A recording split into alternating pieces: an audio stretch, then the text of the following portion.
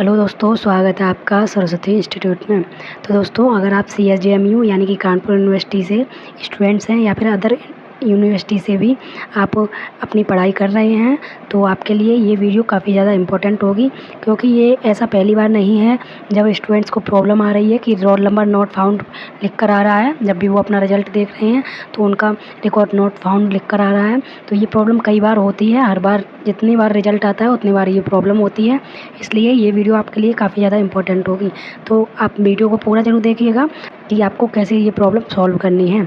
तो चलिए देख लेते हैं कि आपका ये प्रॉब्लम जो आ रही है रोल नंबर नॉट फाउंड की, वो प्रॉब्लम क्यों आ रही है। जबकि आप रोल नंबर सही डालते हैं फिर भी प्रॉब्लम आ रही है, या फिर ABCD ID is not generated लिख के आ रहा है।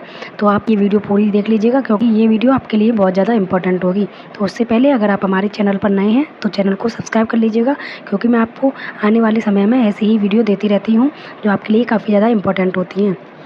तो ऐसा पहली बार नहीं है जब किसी भी यूनिवर्सिटी का रिज़ल्ट आया है और रिकॉर्ड नॉट फाउंड लिख कर आ रहा है। तो ये प्रॉब्लम हर बार आती है। इस प्रॉब्लम को आपको कैसे समझना है, क्यों आती है ये प्रॉब्लम, ये जानना आपके लिए काफ़ी ज़्यादा इम्पोर्टेंट है। तो देखिए, आप जैसे ही कानपुर यूनिवर्सिटी के ऑफिशियल वेबसाइट पर रिजल्ट चेक करने जाते हैं, वहाँ पर आपको ये सारी चीज़ें फिल करनी होती हैं। तो ये चीज़ें आप जैसे ही फिल करते हैं तो आपको रिकॉर्ड नॉट फाउंड लिख कर आ जाता है। सबसे पहले जो प्रॉब्लम होती है, आपका रिकॉर्ड नॉट फाउंड इसलिए लिख कर आ रहा है, या तो आपने हो सकता है कि रोल नंबर गलत भर दिया हो। पहली प्रॉब्लम आपकी ये हो सकती है, इसलिए आपका रिकॉर्ड नॉट फाउंड लिख कर आ रहा है।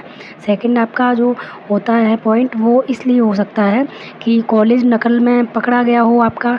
मतलब जब आपका एग्ज़ाम हुआ हो तो किसी तरह से आपका कॉलेज का नाम नकल लिस्ट में आया हो, तो वहाँ से आपकी प्रॉब्लम रिकॉर्ड नॉट फाउंड इसीलिए आता है, क्योंकि जो कॉलेज नकल रिकॉर्ड में पकड़े जाते हैं उनका यूनिवर्सिटी जो है वो रिज़ल्ट रोक देती है, इसीलिए ये प्रॉब्लम आ सकती है।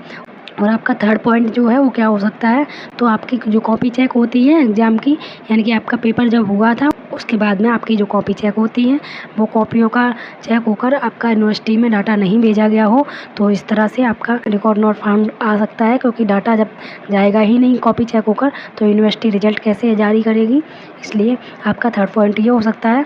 और फोर्थ पॉइंट आपका मोस्ट इम्पॉर्टेंट ये भी हो सकता है कि प्रैक्टिकल और वाइवा आपका हुआ हो, तो प्रैक्टिकल वाइवा आपका जिसने लिया हो उसने आपका रिकॉर्ड यूनिवर्सिटी को नहीं भेजा हो।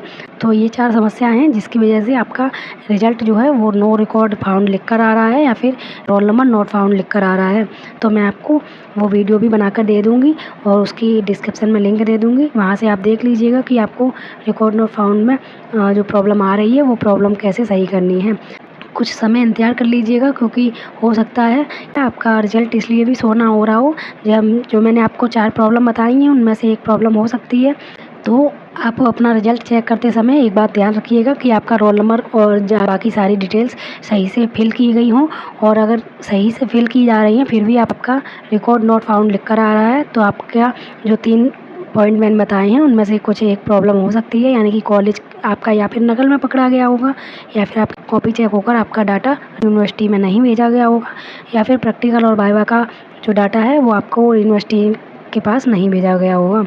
तो ये 4 प्रॉब्लम आपकी हो सकती हैं, इसलिए आपका रिकॉर्ड नॉट फाउंड लिख कर आ रहा है। आपको परेशान होने की ज़रूरत नहीं है, क्योंकि कई स्टूडेंट्स ऐसे हैं जो मैसेज कर रहे हैं कि उनका जो रिकॉर्ड नॉट फाउंड प्रॉब्लम आ रही है वो उनका रिज़ल्ट ही शो नहीं हो रहा है। तो आप परेशान मत होइएगा, क्योंकि हो सकता है 7 से 8 दिन या 10 से 15 दिन में आपका रिज़ल्ट शो होने लगे। आप चेक करते रहिएगा बीच-बीच में, और अगर तब भी आपका रिज़ल्ट शो नहीं होता है तो उसके लिए भी मैं आपको उसकी प्रॉब्लम से कैसे आपको छुटकारा पाना है, यानी कि आपका रिज़ल्ट कैसे शो होगा, आप कैसे एप्लीकेशन लिखेंगे, कैसे क्या करेंगे।